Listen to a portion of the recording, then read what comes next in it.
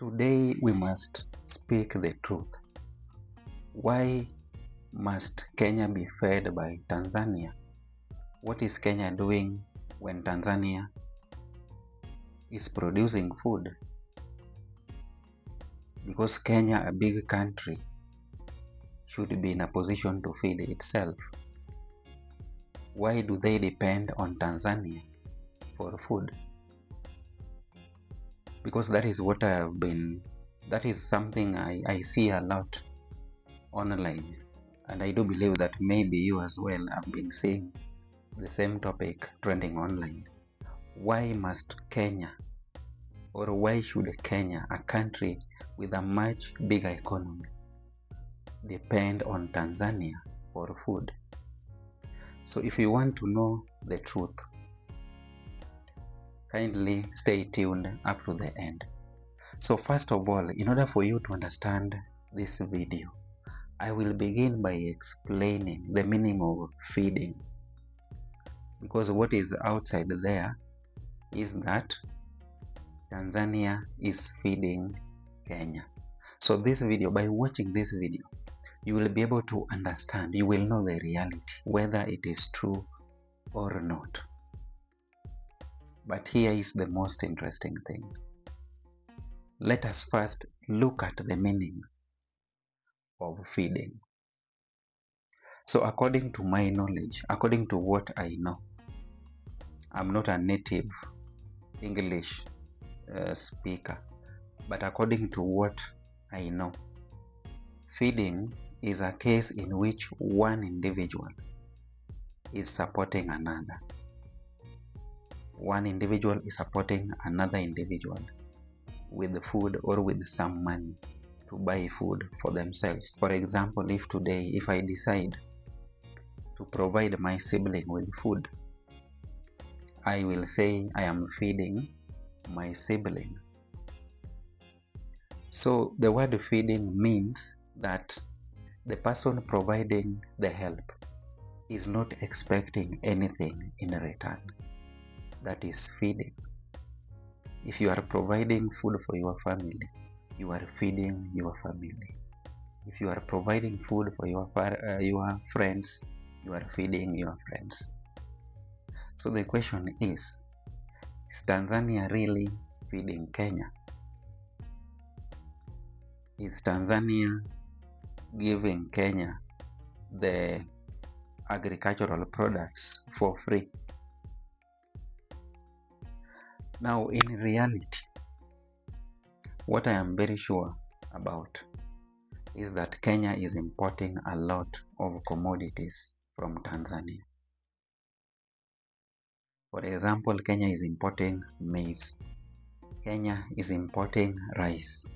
Kenya is importing onions, oranges, and maybe many other things as well. Feel free to mention many and those other things that Kenya is importing from TZ. And there is a reason for that. Kenya must import to supplement its own domestic production, because as a matter of fact, most parts of Kenya are not agriculturally productive. So Kenya has to import from its neighbors, from Tanzania, from Uganda, and many other countries as well. But this is some kind of a business arrangement. Kenya does not get them for free. Kenya is paying for the agricultural produce that is coming from Tanzania. Actually, the most accurate way to describe the relationship is symbiosis. It is a symbiotic relationship.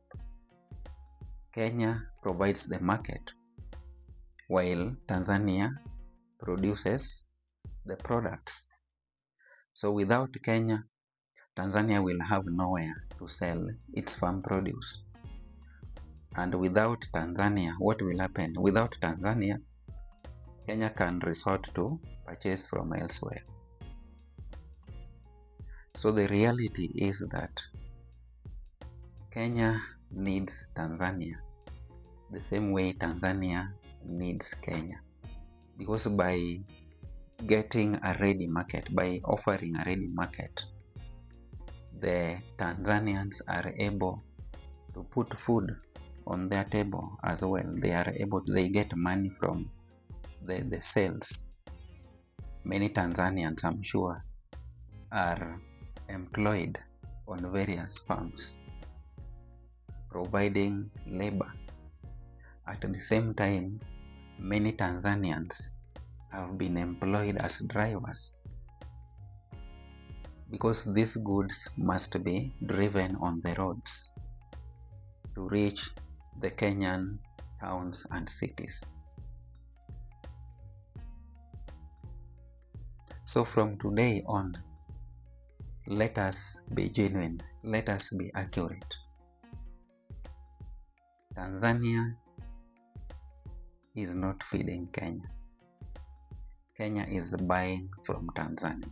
So the best way is that these two countries, these two brotherly East African countries, are relying on one another. So before I go away, before ending this video, which country do you think is the most important between the two? Kindly let me know in the comments section, and also don't forget to watch my other videos about Africa, including Tanzania and Kenya. And also, if you are watching the channel for the first time, don't forget to subscribe so that next time I'm posting a video like this, you will get a notification so that you don't miss out. And also, very importantly, support my channel by commenting, by sharing my videos, and also by giving the video a thumbs up. Bye for now, and let's meet again next time.